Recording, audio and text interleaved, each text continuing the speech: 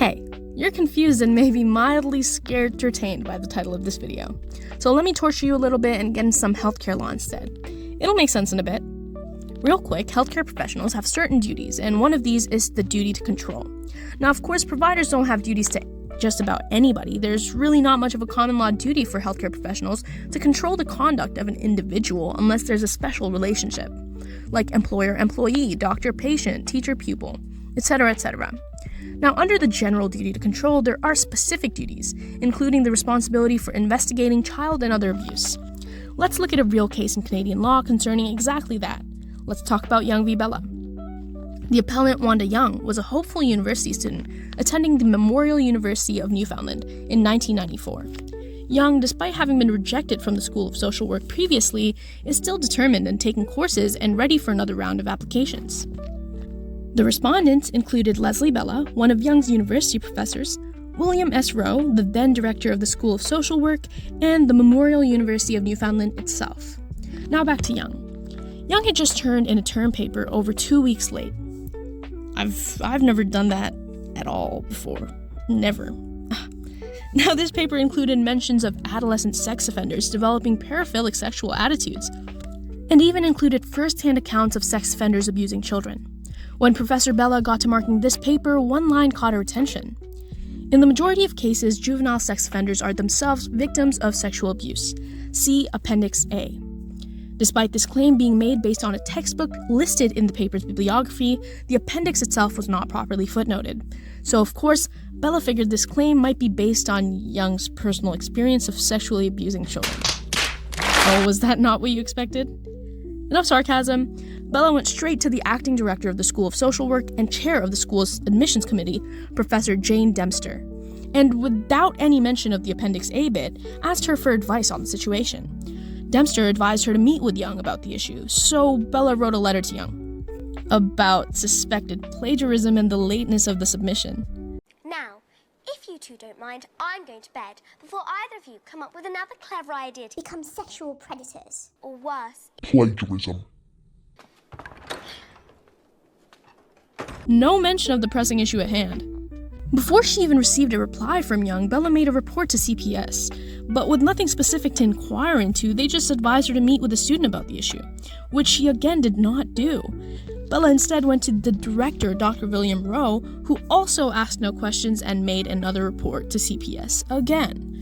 He later, during this case in 2006, testified in court that he was aware that such a complaint to CPS would result in Young's name being placed on the sexual abuse registry, even if Young was never found guilty. And this is exactly what happened. By the end of this whole crap show, her potential sexual abuser status had been discussed amongst 3 university professors, the RCMP, and widely across the rather tight-knit social work community of Newfoundland. Mind you, many members of said community were Young's mutuals through her summer job, and one of them was even her boyfriend's sister. Oh, and also, CPS reached out to the oblivious Young more than 2 years after Rowe's initial report to basically say, "It took us less than 24 hours to figure out that the concerning lines in your paper were from a textbook. You're all good. Okay, thanks." During those 2 years, Young had been rejected again from the School of Social Work without any knowledge of the real reason why. And following her enlightenment to the fact that she had been red flagged as an abuser, she lived in a state of distress, facing significant difficulty finding employment. Eventually, the Supreme Court of Canada held the respondents liable in negligence, and Young was awarded more than $800,000 in damages.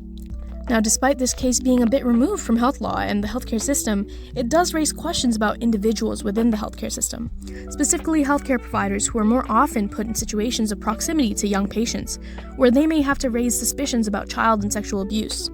Though the final verdict of this case is, I think, sensible to most, it's normal to be worried about what this means for those providers who just want the best for their young patients.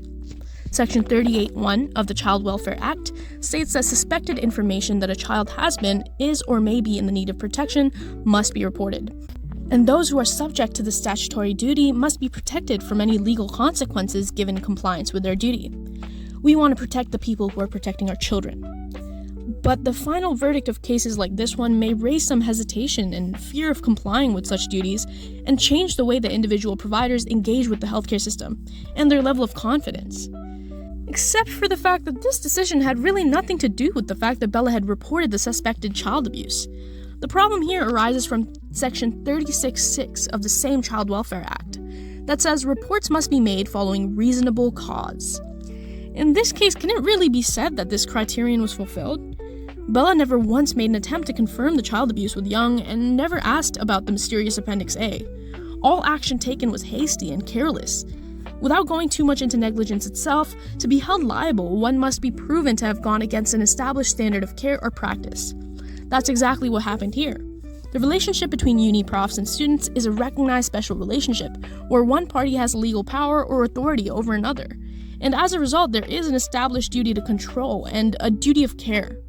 This duty sets forth certain standards, like professors must take the necessary care to get their facts straight before taking, in this case, extreme action that could ruin the appellant's life and future prospects.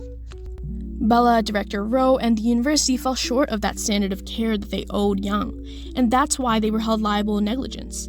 It wasn't the reports, but rather the cascade of irresponsible and unreasonable reports.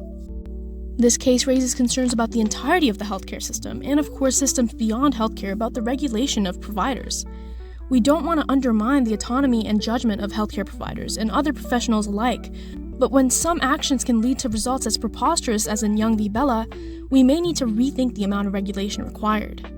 Professor Bella made seemingly the wrong choice at every step. She didn't seek clarification with Young after reading the paper. She involved Jane Dempster, who advised her to speak to Young, and she did write a letter, but it didn't address the issue at all. She reached out to CPS before Young had a chance to explain, and upon their request to meet with Young, she again thought she knew better and contacted Director Rowe. Rowe, knowing that this could have disastrous implications for Young, decided to again contact CPS. What kind of regulations between each of these actions could have led to a better outcome for Young?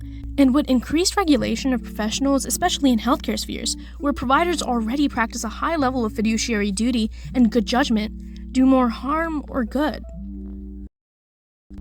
The answer to the title is both, by the way. Okay, bye.